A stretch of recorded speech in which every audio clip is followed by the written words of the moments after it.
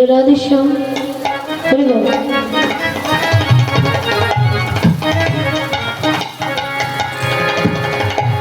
তো বাবা এখন আমরা যে লীলাটি করব সেটি হচ্ছে ফেরাগোষ্ঠ বা উত্তরাগোষ্ঠ। তো বাবা আমাদের এই জীবনের পথ কিন্তু হচ্ছে বাবা দুইটা, একটা হচ্ছে বাবা আসার পথ, আরেকটা হচ্ছে বাবা যাবার পথ। কিন্তু এই আসার পথে কিন্তু আমরা সবাই চিনে এসেছি, কিন্তু এই যাবার পথে কিন্তু আমরা কেউ চিনি না। তাই যে পালায় প্রবেশ করার আগে আগে কিন্তু আমাদের নদিয়ায় যেতে হবে, কেননা বাবা গৌর সুন্দরের গুণকীর্তন না করে কিন্তু বৃন্দাবনে যাওয়া যায় না। তাই বলছে যখন আমরা সবাই নদিয়া যাবো হরিবল। তো বাবা দেখি কে কে নদিয়া যেতে চাই, একটু ভালো করে। ও বাবা যাদের আছে তারা একটু জোগাড়ি হরিবল। হরে কৃষ্ণ। মায়ের হাত নিচে নামাবেন না, বাহু উচ্চ করতে হবে, ওপর থেকে করে দেবেন নেবেন হরিবল।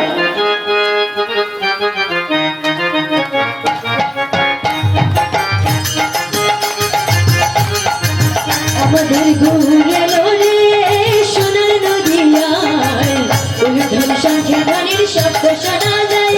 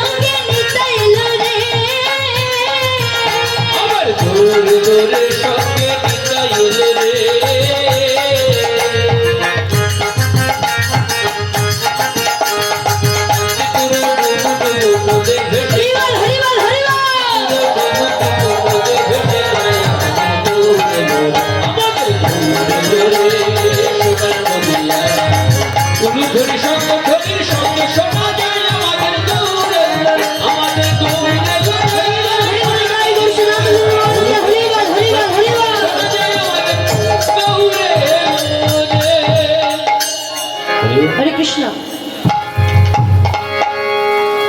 তো বাবা এখন আমরা লীলা প্রবেশ করবো হরিবল।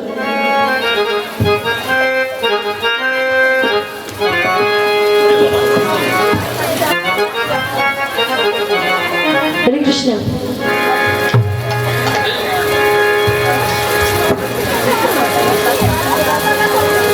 হরিবল।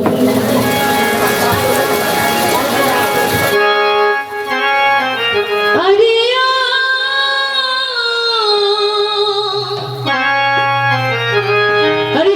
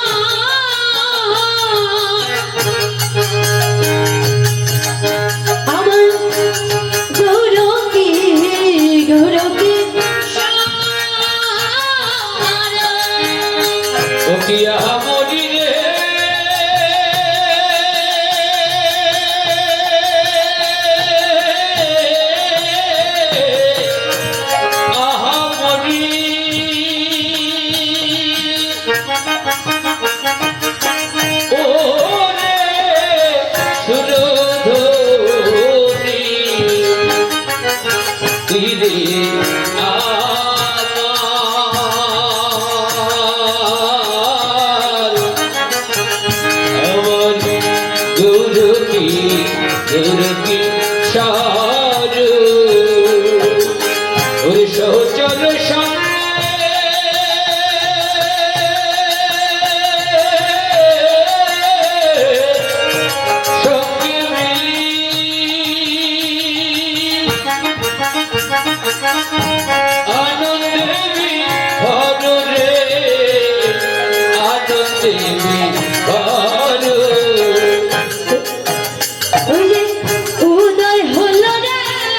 উদয় হলো রে উদয় হলো রে উদয় হলো সুরধ্বনি গঙ্গার তীরে উদয় হলো রে সুরধ্বনি গঙ্গার তীরে উদয় হলো রে বলে হরি বলে উদয় হলো রে হরি বলে উদয় হলো রে এই তো সেই রে আর এই তো সেই রে এই তো সেই রে এই তো সেই রে ভজর কানাই নদের নিমাই এই তো সেই রে ভজর কানাই নদের নিমাই এই তো সেই রে বৃন্দাবনের বাতাস সেই তো এসেছে বৃন্দাবনের বাতাস সেই তো এসেছে আসিবে না কেন রে কেন রে আসিবে না কেন রে আসবে না কেন রে হরির নাম বিলিয়ে দিতে সেই তো এসেছে হরির নাম বিলিয়ে দিতে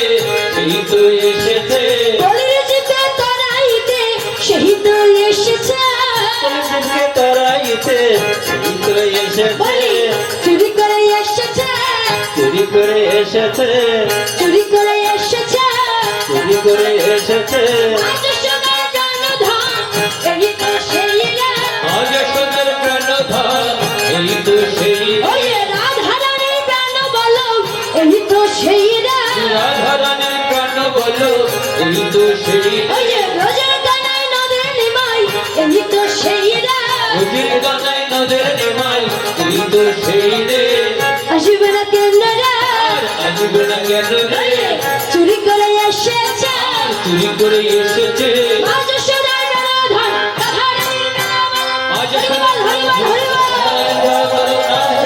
হরিবল রাধারানীর প্রাণ বলো এই তো সেই রে আরে শুরু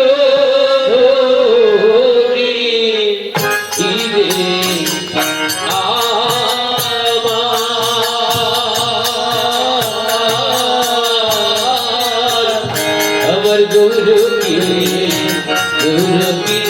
সারু তাই বলছে সুরধ্বনি নদীর তীরে আমার গৌর কিশোর এই হরি নামের খেলা খেলছে। এই যে বাবা সুরধ্বনি নদী, ও মায়েরা ও বাবারা, বলে আমরা তো কত নদী দেখেছি, কত নদীর নাম শুনেছি, পদ্মা, মেঘনা, যমুনা, সুরমাগর ইত্যাদি ইত্যাদি কত নদীর নাম শুনেছি, কিন্তু সুরধরি নদীটির নামটিকে কখনো শুনেছি? এই যে বাবা সুরধনি নদী, এই নদীটি দেখতে কেমন? এই নদীটি বাবা দেখতে তেমন বেশি লম্বাও নয়, আবার তেমন বেশি চওড়া। তাহলে কেমন? একটা গরুতে পাড়া দিলে দেখবেন বাবা একটা গর্ত হয়ে যায়, সেই গর্তের ন্যায় হচ্ছে বাবা এই সুরধনি নদী। কিন্তু এই নদীর গভীরতা যে কত তা কিন্তু বাবা কেউ জানে না। এই সুরধনি নদীর তীরে আমার গৌর কিশোর হরি নামের খেলা খেলছে।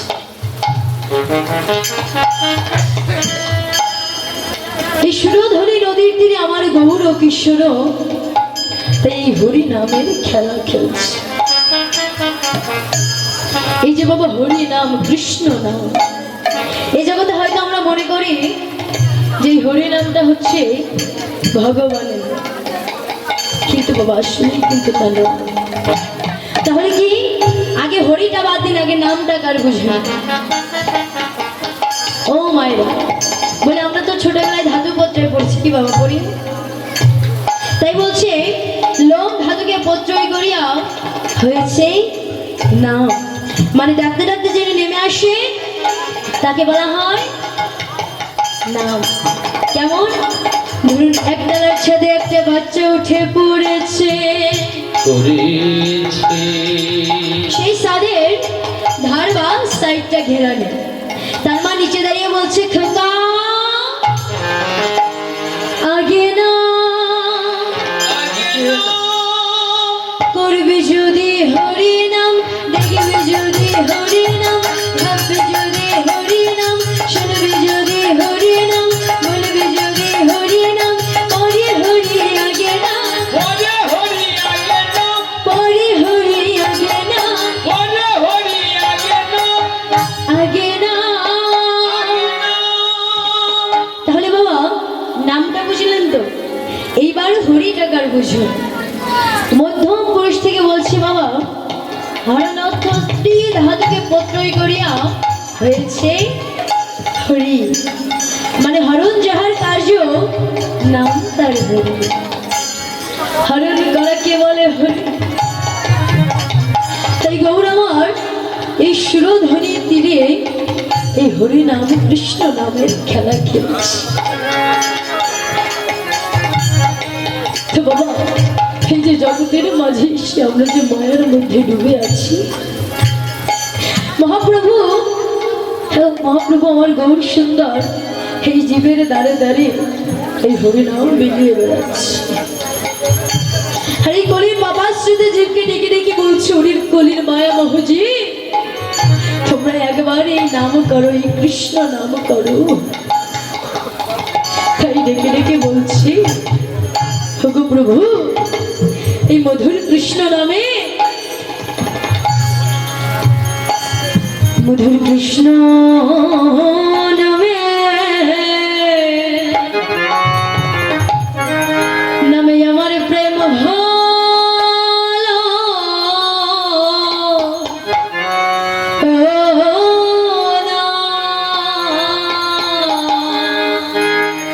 ওই মধুর কৃষ্ণ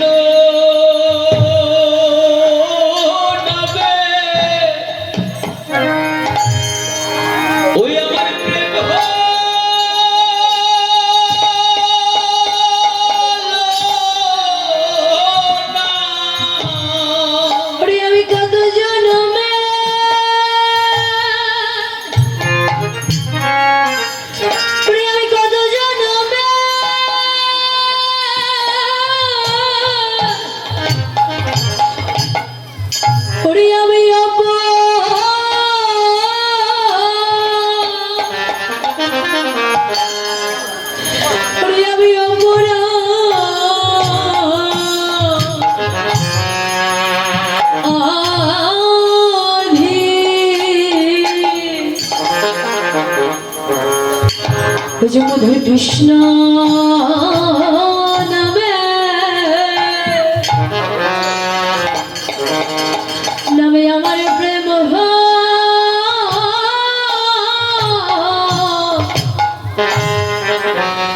প্রেম হলো না,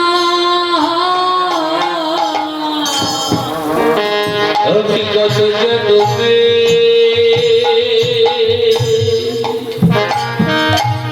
আমি কত জন্মে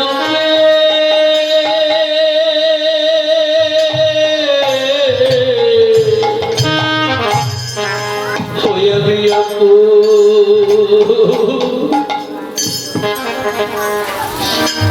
ওই আমি অপরাধী,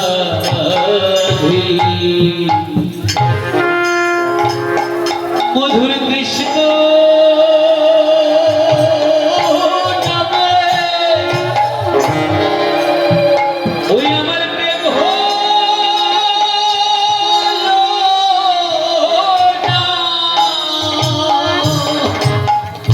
তাই বলছি এই মধুর কৃষ্ণ নামে আমার যে কোনোদিন প্রেম হলো না,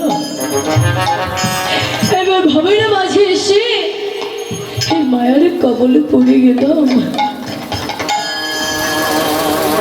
কোনোদিন গোবিন্দ বলে তো ফুটে নয়ন বাড়ি পরিশোধ করলাম না,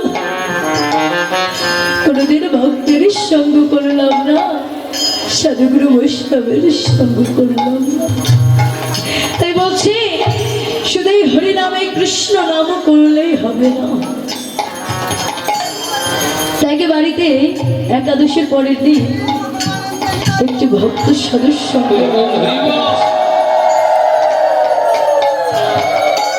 তুই বাড়িতে কয়েকজন বৈষ্ণবকে নিমন্ত্রণ করেছে। তো যখন ওই বৈষ্ণবরা এসেছে, এসে তাদের বসার আসন দিয়েছে,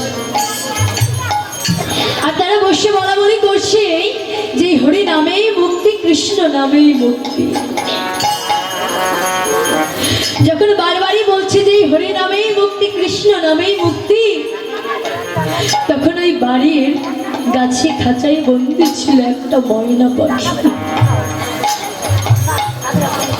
তখন ওই পাখিটি ডেকে ডেকে বলছে, ওগো সাধু, তোমরা কি বলা বলি করছো গো? বলছি আমরা বলা বলি করছি যে হরি নামেই মুক্তি, কৃষ্ণ নামেই মুক্তি। বলছে না গো, তোমাদের এই কথাটা সত্য নয়, তোমাদের এই কথাটা মিথ্যা। বলছে কেন? বলছে আমি যে এত বছর ধরে এই বাড়ির খাঁচাতে বন্দি আছি, আমি তো প্রতি সময় প্রতি ক্ষণে শুধু কৃষ্ণ নাম, হরি কথা, কৃষ্ণ কথা বলে যাই। কই আমার তো মুক্তি হলো না। তখন এই বাড়ির কর্তা এসে ডেকে ডেকে বলছে, ওগো সাধু, তোমরা এবার প্রসাদ গ্রহণ করো। বলছে আমরা তোমার বাড়িতে প্রসাদ গ্রহণ করতে পারি, কিন্তু আমাদের একটা শর্ত আছে। বলছি কি শর্ত? বলছে তোমার বাড়িতে আমরা প্রসাদ গ্রহণ করতে পারি, কিন্তু তোমার বাড়িতে খাঁচায় যে ময়না পাখিটি বন্দি আছে সেটাকে আগে মুক্ত করে দিতে হবে, তাহলে আমরা তোমার বাড়িতে প্রসাদ গ্রহণ করব। তো যখন এই ময়না পাখিটিকে মুক্ত করে দিয়েছে, ওই পাখিটি উড়ে গিয়ে একটা ডালে বসেছে। ডালে আবারও বসে সাধুদেরকে ডেকে ডেকে বলছে, ও সাধু, তোমরা যেন কি বলা বলি করছি? বলছে আমরা বলা বলি করছিলাম যে হরি নামেই মুক্তি, কৃষ্ণ নামেই মুক্তি। বলছে ওগো, তোমাদের এই কথাটা সত্য যে হরি নামেই মুক্তি, কৃষ্ণ নামেই মুক্তি, কিন্তু শুধু এই হরি নাম কৃষ্ণ নাম করলেই যে হবে না, তার সঙ্গে যদি সাধুগুরু বৈষ্ণবের সঙ্গ না করা যায়,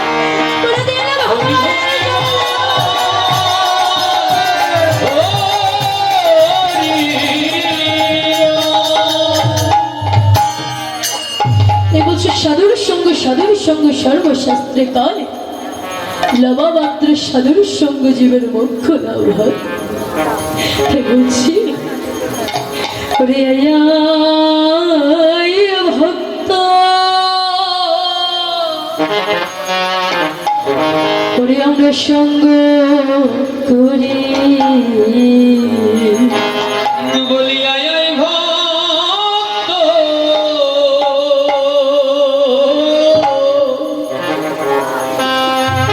আমরা সঙ্গ করি। আমাদের এমন দিন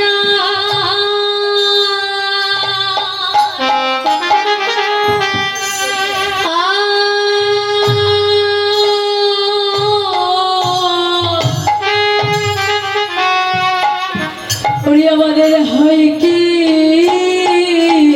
না,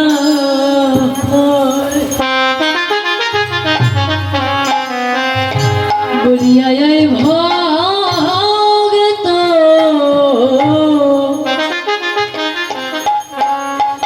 হরি আমরা সঙ্গ করি। আমাদের এমন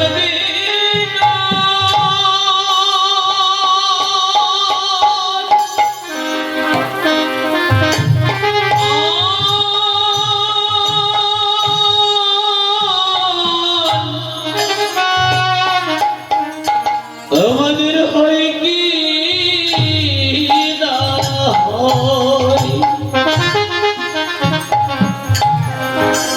বলিয়া যাই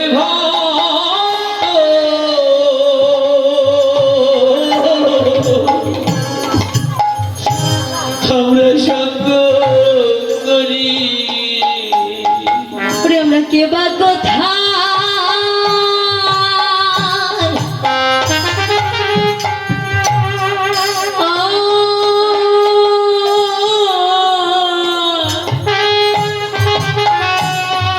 ওরে আমরা চলে যাব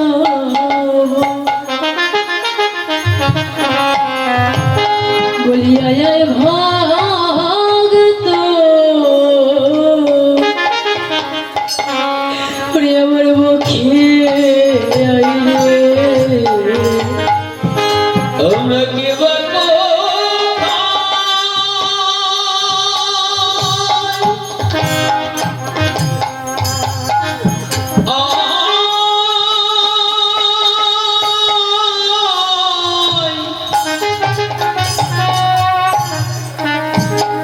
আমরা চলে যাব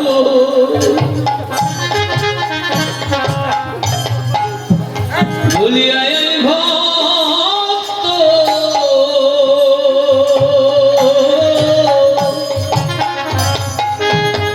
আমার পক্ষে যাই রে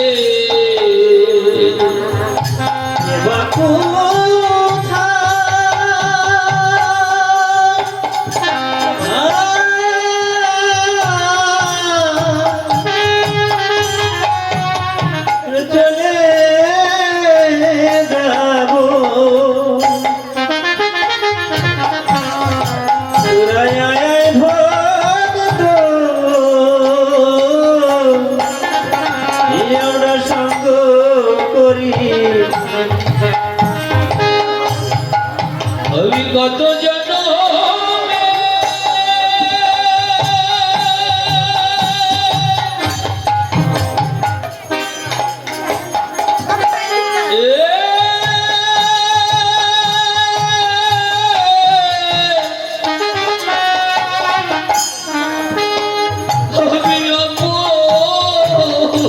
অপরাধী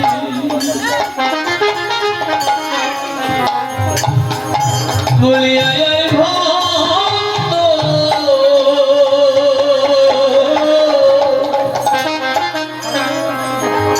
আমরা সঙ্গ করি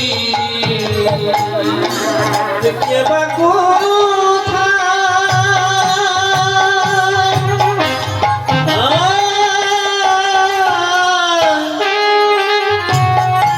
চলে যাব পুরায় ভক্ত আমরা সঙ্গ করি তাই বলছি বাবা। গৌর সুন্দর আমার এই সুরধরের নদী এসে এই সুরধরের তীরে এই হরিনামে কৃষ্ণ নাম করছে।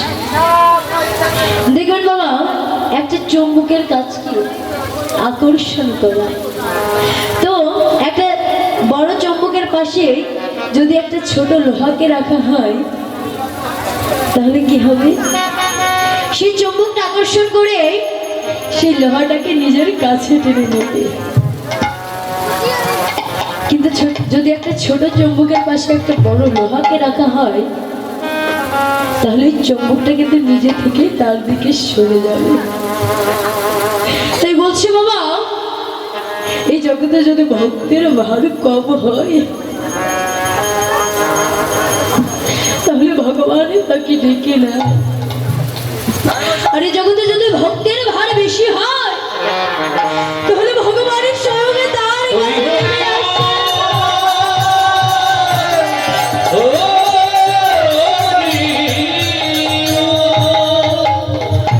ভগবান নেমে এসেছিল কার কাছে বাবা?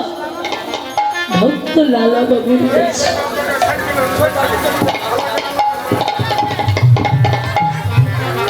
এই লালা বাবু ছিল বাবা একটি রাজ্যের রাজা।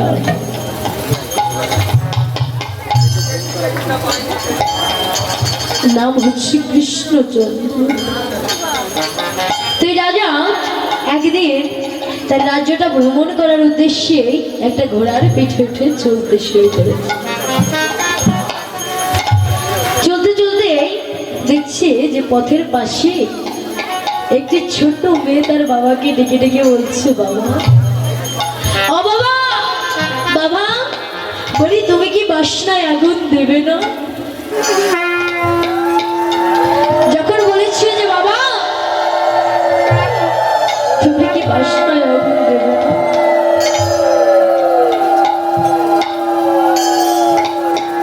তখন ওই রাজা মনে মনে চিন্তা করেছি যে মেয়েটি হয়তো বলেছে যে বাবা তুমি কি বাসনায় আগুন দেবে না। এই যে জগতের মধ্যে এসে যে কামনা বাসনার মধ্যে ডুবে আছে, তখন ওই মেয়েটির কাছে গিয়ে আবারও ডেকে ডেকে বলছি, ওগো মেয়ে, ওগো মেয়ে, তুমি কি বললে আরেকবার বলবে? বলছে, আমি বললাম যে বাবা তুমি কি বাসনায় আগুন দেবে না। এই বাসনাটা হচ্ছে বাবা ওই যে আগের দিনে কলার পাতা পুড়িয়ে কাপড় খাঁচা হতো না, তো এবার ওই রাজা চিন্তা করেছে, সত্যই তো আমার বয়সে এত হলো, কবে জানাই আমার আয়ু বেলা ডুবে যায়, এখনো যে আমি কৃষ্ণ বলে কোনোদিনও দু ফুটা নয়নের বাড়ি পরিশোধ করলাম, কোনোদিনও ভক্তের সঙ্গ করলাম না, সাধুগুরু বৈষ্ণবের সঙ্গ করলাম না। তাই কি করেছে, রাজ্যে ফিরে চলে এসেছে। এসে তার রানীকে ডেকে ডেকে বলছে, ওগো রানী, তুমি একবার আমাকে বিদায় দাও, কারণ আমার এই মনটা যে এখন গোবিন্দ চরণে চলে গেছে। তাই বলছে, বাবা, যার মন একবার গোবিন্দ চরণে চলে যাবে তার ঘর হয়ে যায় জঙ্গল, আর জঙ্গল হয়ে যায় ঘর। তাই বলছে, সে কি আর ঘরে রইতে পারে? তার রানী ডেকে ডেকে বলছি, ওগো, আমি যে তোমাকে যেতে দিতে পারবো না, কেন না এই জগতে কি কারোর স্ত্রী চাইবে তার স্বামী হারা হতে? কি বোমা চাইবে? এবং আমি তোমাকে যেতে দিতে পারবো না, তুমি চলে গেলে আমি কি নিয়ে বাঁচবো বলো? তখন কি করেছে, রাজ্যে যখন রাতে যখন সবাই ঘুমিয়ে গেছে, একটা সামান্য পোশাক পরিধান করে হাতে একটা জবের মালা নিয়ে আর কপালে তিলক কেটে নাম গাইতে গাইতে যাচ্ছে। এই যে বাবা সামান্য পোশাক পরিধান করেছি কেন? কেন না দামিও পোশাক পরলে ভিতরে একটু ভক্তি কম জন্মে। আপনি যদি 10,000 টাকা দামের একটা শাড়ি পরে একটা নামযজ্ঞের আসরে যান, আপনার এখানে বসতে কষ্ট হবে, না না এখানে বসা যাবে না।